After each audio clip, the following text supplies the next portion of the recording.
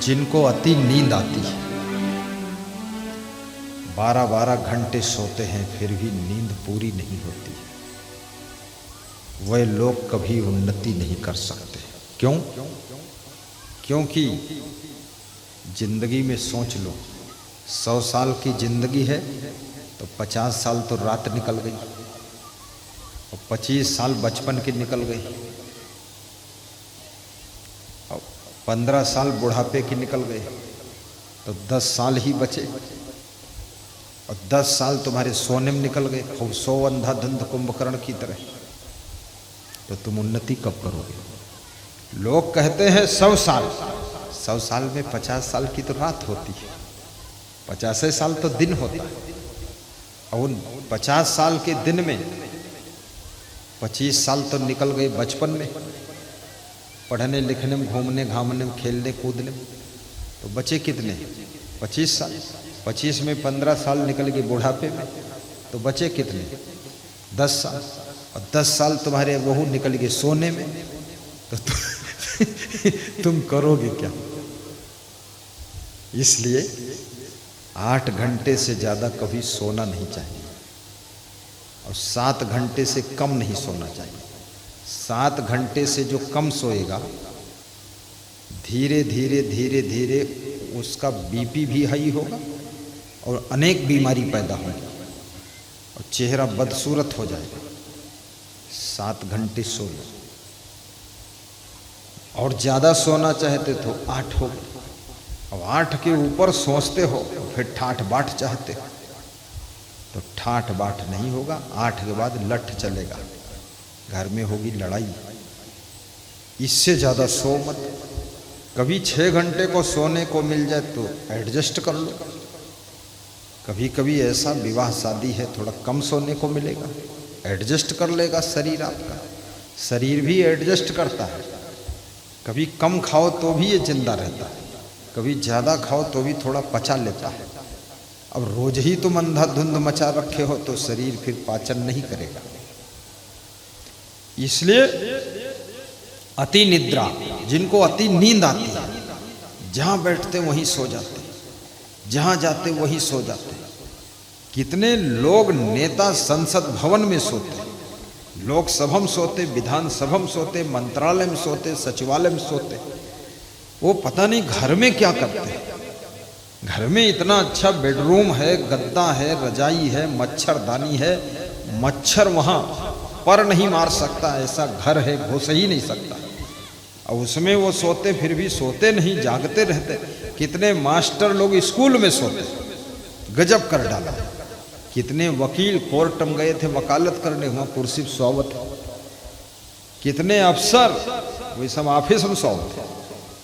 अगर अध्यापक सो जाएगा तो विद्यार्थियों का भाग्य सो जाएगा, डॉक्टर सो जाएगा तो मरीजों की मर्ज बढ़ जाएगी, और यदि नेता सो जाएगा तो पूरा देश सो जाएगा। डिसीजन गलत लोगे, नींद में सोए सोए ऊँ करते हो, हाथ उठाते हो। जागकर सुनो तो क्या बात चल रही है। दूसरा नेता उनका ढकेलत है कि उठो सुन लो, कहते हो ही जाए तो रोजो यही चलते। ऐसा नहीं है। देश के लोगों ने तुमको चुन के भेजा, वहां बात करो कुछ। वहां बात कुछ नहीं बताते, चुप पे बैठे रहते, सोते रहते। क्यों सोते हो? सोते वही लोग ज्यादा है जो ज्यादा खाते हैं। सोते वही ज्यादा है जो टेंशन बहुत करते, घर में सो नहीं पाते, तब सोते हैं वहाँ। हर जगह वही सोते हैं जो आलसी बहुत होते, आगे पीछे कुछ फिक्र ही नहीं, जहाँ बैठे वहीं नींद आ गई। ये नींद का तरीका नहीं है। कहाँ सोना है, कहाँ जागना, ये भी ध्यान रखो। कहाँ हंसना है, कहाँ नहीं हंसना, ये भी ध्यान रखो। कहाँ मुस्कराना, कहाँ नहीं मुस्कराना, ये भी ध्यान रखो। और कहाँ बोलना है कि चुप रहना, ये भी ध्यान रखो। बोलना अच्छी बात, लेकिन कुछ ऐसी जगह है जहां नहीं बोलना ही अच्छा है। हंसना अच्छी बात, लेकिन किसी के घर में कोई मर गया वहां तुम हंसते हो तो बुरी बात। कोई दुखी है वहां तुम खड़े होकर खीसे काढ़ रहे हो, तो फिर दुखी आदमी और ज़्यादा दुखी होगा और तुमसे नफरत करेगा, बहुत नालायक है। मैं तो, मेरा बाप मर गया, मैं रो रहा था, यूँ हंसत रहे खड़ा हो। ये विवेक होना चाहिए। इसलिए विशाल देव कहते हैं, बिनु विवेक कोई ना सुखी, बिना किए संतोष, सबको देखो हाल यहाँ, पढ़े अपढ़ गुस्सा करने की आदत भी छोड़ो, क्रोध करने की आदत छोड़ो, लापरवाही की आदत छोड़ो।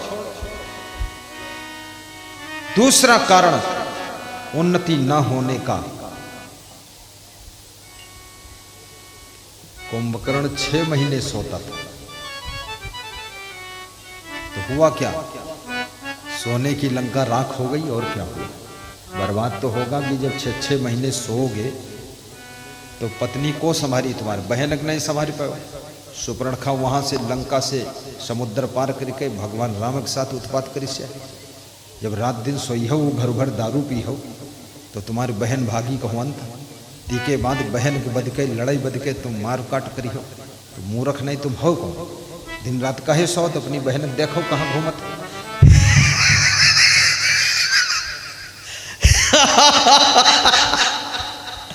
सबको संभालना पड़ता है।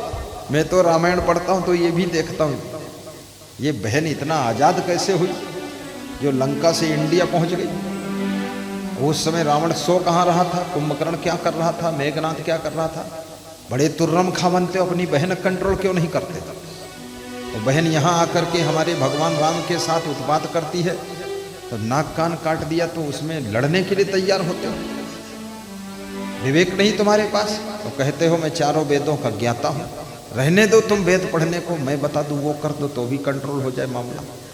वेद पढ़ते फालतू, कितने लोग वेद फालतू पढ़ते हैं, रामायण फालतू पढ़ते, एक अक्षर जीवन में उतारते नहीं और पढ़ते रहते बस।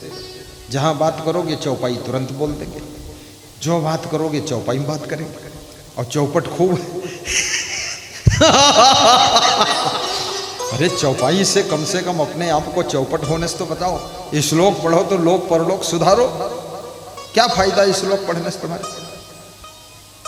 दूसरे को सुनाने के लिए पढ़ते हो, अपना सुधार नहीं करते हो, लापरवाही रखते हो, इधर उधर सामान फेंकते हो, घर सब डीह डेला हो गया। क्या बात करते हो? गाइए। क्या गा रहे थे अभी हम? कुछ गाए थे? कुछ नहीं गाए थे, जो सुना रहे वही सब है।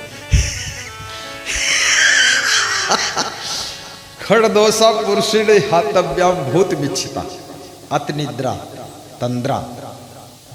अब दूसरा कारण है आदमी की उन्नति ना होने का, जिसको तंद्रा रहती है। तंद्रा मतलब, तंद्रा में निद्रा में क्या अंतर है? निद्रा मतलब सो जाना और तंद्रा मतलब ऊंघना। ना सोया है ना जाग रहा है, बीच में फंसा, इसको तंद्रा कहते हैं। ज्यादातर लोग तंद्रा में रहते हैं, सत्संग में आते हैं, न सोते हैं न जागते हैं, तंद्रा में, आधा सुनत आधा नहीं सुनत।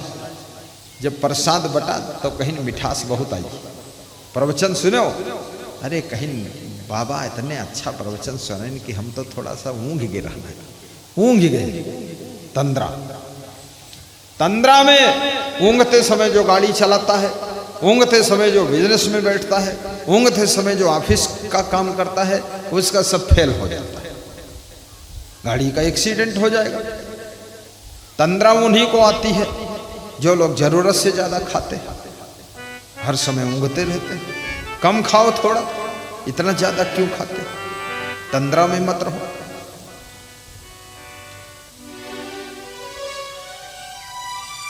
तीसरी चीज है